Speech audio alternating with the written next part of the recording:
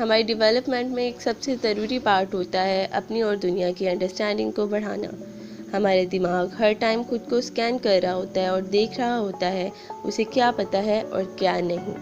جتنا آپ کا دماغ شور ہو جاتا ہے کہ اسے دنیا کی سمجھ ہے، اتنا ہی وہ کام اور ریلیکس ہونے لگتا ہے اور آپ کو اپرچونٹی ملتی ہے اپنے اندر جھانکنے کی۔ ایک فلاسفر کا یہی میسج تھا، ہی سیز ایکچولائز یور سیلف، یعنی یہ جانیں کہ آپ کون ہیں اور اتنے بڑے یونیورس میں آپ کا کیا گول ہے۔ اپنی اسی انڈرسٹینڈنگ کو بڑھانے کے لیے آج ہم بات کریں گے ایسی 10 بکس کی جن کی مدد سے کئی سائیکالوجسٹ، فلاسفر اور سائنٹسٹ ہمیں ہیومن بیہیویئر اور لائف کے بارے میں سمجھاتے ہیں۔ Book number 10، the secret life of pronouns by James Pennebaker. کئی بار ایک ٹیکسٹ کنورسیشن کے دوران ہم سوچنے لگتے ہیں کہ ایموشنز میں بیٹھ کر کوئی ورڈ بہت لمبا لکھ دیا ہے اور پھر اسے چھوٹا کرتے ہیں، لیکن کیوں؟ اس ٹائپ کے بیہیویئر کو ایکسپلین کیا گیا ہے سیکرٹ لائف آف پروناؤنس میں۔ یہ بک بتاتی ہے کہ کیسے ہماری کنورسیشن کے ہر ورڈ اور اس کی ٹون میں ایک چھپا ہوا میننگ ہوتا ہے، جس کو سمجھنے پر ہم یہ جان سکتے ہیں کہ کون کتنا سچا ہے، اس کی پرسنالٹی کیسی ہے، اس کی ایموشنل اسٹیٹ کیا ہے، and so on. Book number 9، brain rules by doctor John Medina. یہ بک ایک مالیکیولر بایولوجسٹ نے لکھی ہے جس میں انہوں نے ہمارے دماغ کی کئی لیٹسٹ ڈسکوریز کو ڈسکس کیا ہے، جو ہمیں سمجھاتی ہیں کہ نیند اور اسٹریس ہمارے دماغ کے ساتھ ایگزیکٹلی کیا کرتی ہے، ہم یاد کیسے کرتے ہیں، کیسے ہم کسی نئی نالج کو پرماننٹلی اپنے دماغ کا پارٹ بنا سکتے ہیں، اور کیا یہ سچ ہے کہ ایک آدمی اور عورت کا دماغ ایک دوسرے سے الگ ہوتا ہے۔ ہر چیپٹر میں ڈاکٹر میڈینا ایک نیا رول بتاتے ہیں جسے ہم اپنی ڈیلی لائف میں اپلائی کر سکتے ہیں اور اسے ٹرانسفارم کر سکتے ہیں۔ Book number 8، the power of habit by Charles Duhigg. اس بک میں نیورو سائنس کی مدد سے سمجھایا گیا ہے کہ ہیومنس میں اپنے آپ کو ٹرانسفارم کرنے کی فل پوٹینشیل ہے اور ٹرانسفارمیشن کو شروع کرتی ہیں ہماری نئی ہیبٹ۔ آتھر نے کئی فیمس پرسنالٹیز کی ہیبٹس کو ڈسکس کیا ہے، جیسے Olympic swimmer Michael Phelps, Martin Luther King and Starbucks C E O Howard Schultz. یہ بک سب سے بیسک لیول پر سمجھاتی ہے کہ ایک ہیبٹ ہوتی کیا ہے، ایک نئی ہیبٹ بناتے کیسے ہیں اور کیسے پرانی ہیبٹ کو توڑ سکتے ہیں۔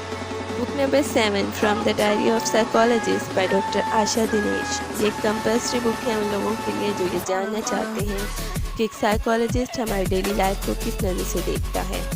آتھر ہمیں کئی اپنے کلائنٹس کی سٹوری سے گزارتی ہیں اور پھر ان پر اپنا سائنٹیفک سائیکولوجیکل پرسپیکٹو دیتی ہیں۔ جیسے چیپٹر 3 میں وہ ہمیں ہیومن بیہیویئر کے بارے میں ایک ٹرک سمجھاتی ہیں کہ کیسے ہماری عادتیں اور پرسنالٹی اس بات پر ڈیپینڈ کرتی ہیں کہ ہمیں کن بیہیویئرس کے لیے اپریشیٹ کیا جاتا ہے اور کن بیہیویئرس کے لیے کرٹیسائز کیا جاتا ہے۔ جیسے اگر ایک بچہ یا ایون آپ کا پارٹنر آپ کی بات نہیں مان رہا تو اس کے اس برے بیہیویئر کو اٹینشن مت دیں، اور جب وہ کوئی اچھا کام کریں تو انہیں اٹینشن بھی دیں اور اپریشیٹ بھی کریں۔ اس طرح ان کے دماغ میں ایک پازیٹیو فیڈ بیک لوپ بن جاتا ہے اور ہم لٹرلی انہیں بغیر بتائے ایک اچھا انسان بننے کے لیے ٹرین کر دیتے ہیں۔ Book number 6، flow by Mihaly Csikszentmihalyi. Flow کا مطلب ہے ایک آپٹیمل اسٹیٹ آف کانشیسنیس میں رہنا۔ یہ اسٹیٹ تب آتی ہے جب ہماری اٹینشن صرف ایک ایکٹیویٹی پر فوکسڈ ہوتی ہے۔ ایک پینٹر کے بارے میں سوچیں، وہ دھیان سے آبزرو کرتا ہے کہ اس کی لائنز اسٹریٹ اور پریسائز ہوں۔ یا پھر ایک باسکٹ بال پلیئر جو اسی گیم پر اتنا فوکسڈ ہے کہ اسے پتہ ہی نہیں ہے کہ اس کے آس پاس کیا ہو رہا ہے اور کتنا ٹائم گزر گیا ہے۔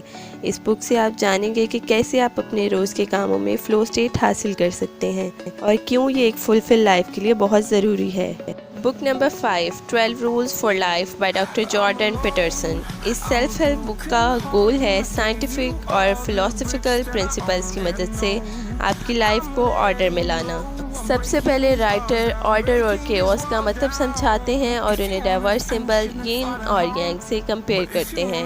آرڈر میسکولن ہے اور کیوس فیمینن۔ جس پوائنٹ پہ ایک انرجی ختم ہوتی ہے وہیں سے دوسری شروع ہوتی ہے، اور تبھی ہمارا سب سے برا ٹائم بھی ایک پیسفل فلفل لائف کو برتھ دے سکتا ہے۔ اور یہ 12 رولز آپ کو سمجھاتے ہیں کہ اس ٹرانسفارمیشن کو شروع کیسے کرنا ہے۔ Book number 4، happiness hypothesis by Jonathan.